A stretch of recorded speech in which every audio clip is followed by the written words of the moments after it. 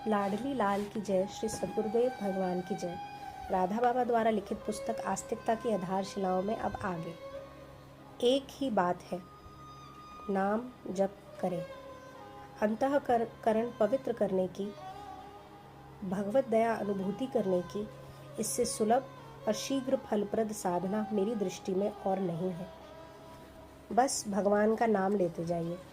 हम सब श्री भगवान की असीम दया में अवगाहन कर रहे हैं, किंतु लीलामय की यह एक लीला ही है कि सबको एक साथ अपनी अहेतु की दया का परिचय नहीं देते।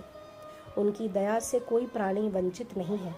समय एवं सुविधा के अनुसार यदि आप भी चेष्टा करेंगे, अर्थात और कुछ भी ना बने, उनका नाम ले लेकर उन्हें पुकारते रहेंगे, तो आपको भी उस दया का परिचय अवश्य मिल जाएगा।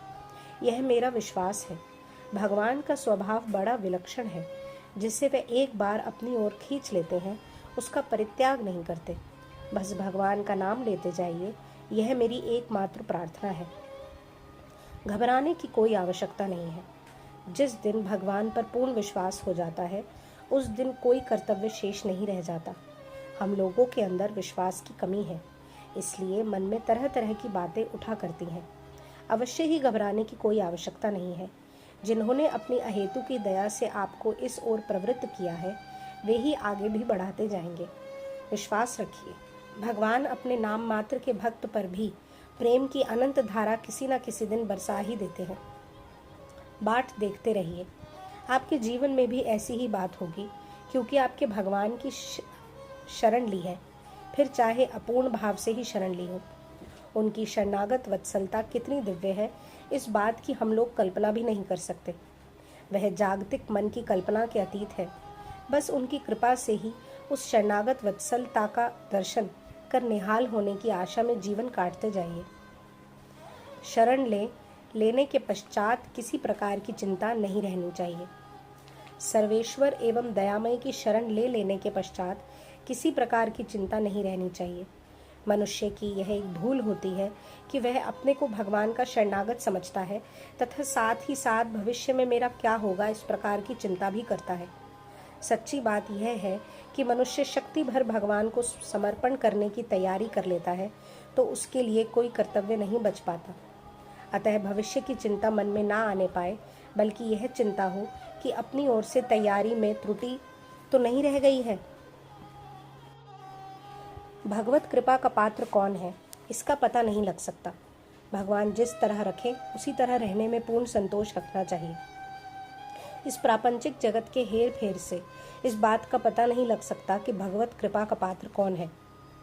कोढ़ी, सबसे अपमानित, सबकी नजरों से गिरा हुआ, लोगों की दृष्टि में पापी, नाम से प्रसिद्ध, सबकी घृणा का पात्र, भूख प्यास से कराहता हुआ भी भगवत कृपा का पात्र हो सकता है, फिर उसे कोई जाने चाहे नहीं। भगवत कृपा को प्राप्त करने वाले संत लाल कपड़े में ही हो, यह बात नहीं है। उजले कपड़े में छिपे हुए आज भी कितने संत भारत की भूमि को पवित्र कर रहे हैं, जिसका हमें पता नहीं। बस पूर्ण समर्पण की अपनी ओर से तैयारी करते रहें। निर्भय होकर आगे बढ़ते जाइए। पारिवारिक झंझटों से मन कभी कभी खिन्न हो जाता है, ठीक है, अभी ऐसा हो सकता है, किंतु आप बिल्कुल घबराएं नहीं। भगवान की जिस कृपा से आप में भगवान को प्राप्त करने की इच्छा जागृत हुई है, उस कृपा से ही एक दिन वासुदेव सर्वमिति के रूप में जगत दिख सकता है। उस दिन यह झंझट नहीं रहेगा, आनंद की स्रोत बह जाएगा। निर्भय होकर आगे बढ़ते जाइए, भगवान आपके पीछे हैं। दुख से भरी हुई परिस्थितियों का स्वागत कीजिए, घबराइए मत। जो हो रहा है मंगल के लिए हो रहा है। एक बार भी अपने को प्रभु के ऊपर छोड़ देने पर भगवान फिर उसे नहीं छोड़ते। चैतन्य महाप्रभु ने कहा है, सेवक तो ऐसा हो कि मालिक को छोड़े नहीं, और मालिक ऐसा हो कि सेवक के छोड़ देने पर उसकी शिखा पकड़कर उसे ले आए। आजकल के सेवक भगवान को बारंबार पकड़ते और छोड़ते हैं, पर भगवान का कायदा वही है, वे अपनी प्रतिज्ञा से तनिक भी नहीं हटते। नामे भक्तः प्रणश्यति।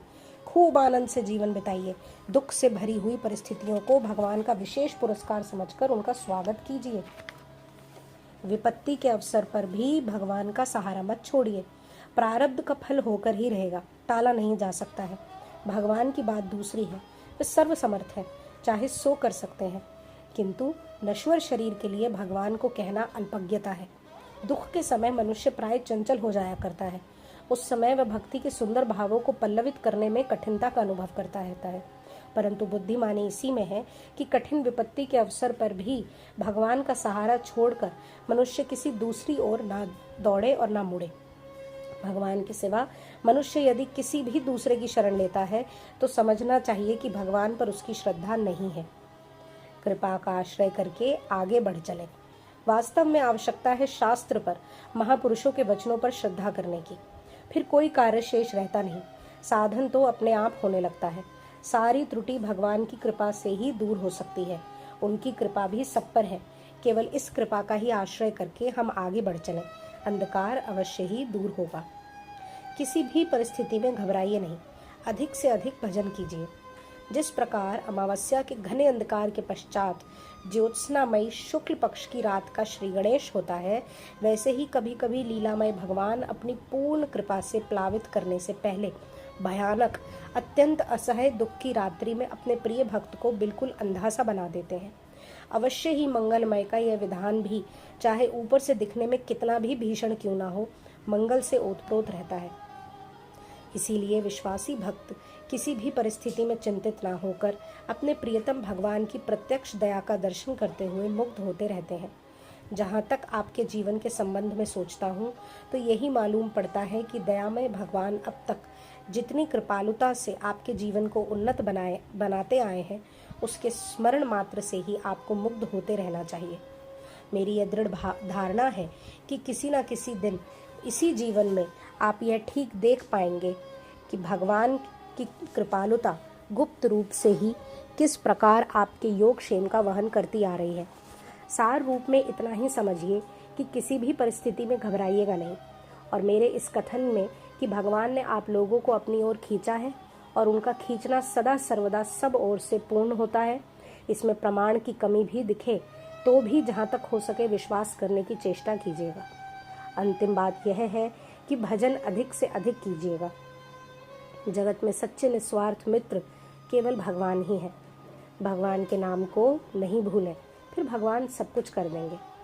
भगवान पर विश्वास और नाम जप हमारे लिए सब कुछ कर देगा।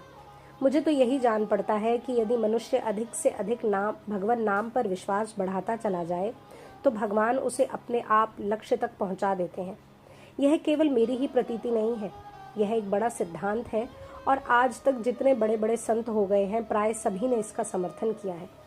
श्री भगवान नाम का वस्तु गुण ऐसा है कि वह भगवान में श्रद्धा उत्पन्न करा देता है। इतना ही नहीं, नाम की स्वाभाविक महिमा कितनी है यह बतलाना बहुत कठिन है। भगवत प्रेम की प्राप्ति अर्थ, धर्म, काम, मोक्ष, इन 4 पुरुषार्थों की अपेक्षा भी अत्यंत उत्कृष्ट एवं पंचम पुरुषार्थ मानी जाती है। यह प्रेम भगवान नाम सुलभ करा देता है। यह बात उन संतों के द्वारा समर्थित की गई है जो भगवत प्रेम को प्राप्त कर कृतार्थ हो चुके हैं। जैसे जैसे दिन बीतते जाते हैं वैसे वैसे भगवत नाम परायण व्यक्ति का स्वयं यह विश्वास दृढ़ होता जाता है कि भगवान नाम से बढ़कर कोई दूसरा साधन नहीं है। इसलिए मैं प्रत्येक व्यक्ति से नाम जप के लिए प्रार्थना करता हूँ। देखें, भजन का फल कभी कभी तुरंत देखने में नहीं आता किंतु एक न एक दिन यह भगवान नाम भगवान को मिलाकर छोड़ेगा, यह बात ध्रुव सत्य है। अस्तु, जहाँ तक बने, चाहे जो भी भाव हो, सकाम निष्काम कैसी भी वृत्तियाँ क्यों ना हो, अधिक से अधिक नाम जप करते रहें। विनय पत्रिका में एक पद है जिसकी अंतिम 2 पंक्तियां हैं कि सकल अंग पद विमुख नाथ मुख नाम की ओट लही है तुलसी परतीत एक प्रभु मूर्ति कृपामयी है। ये गोस्वामी तुलसीदास जी के वचन है। ये मिथ्या हो नहीं सकते। बस भगवान पर विश्वास और नाम जप हमारे लिए सब कुछ कर देगा। यह विश्वास करके भगवान जैसे रखना चाहे उसी परिस्थिति में आनंद मनाते हुए जीवन बिताते चलें। श्री राधा श्री राधा श्री राधा।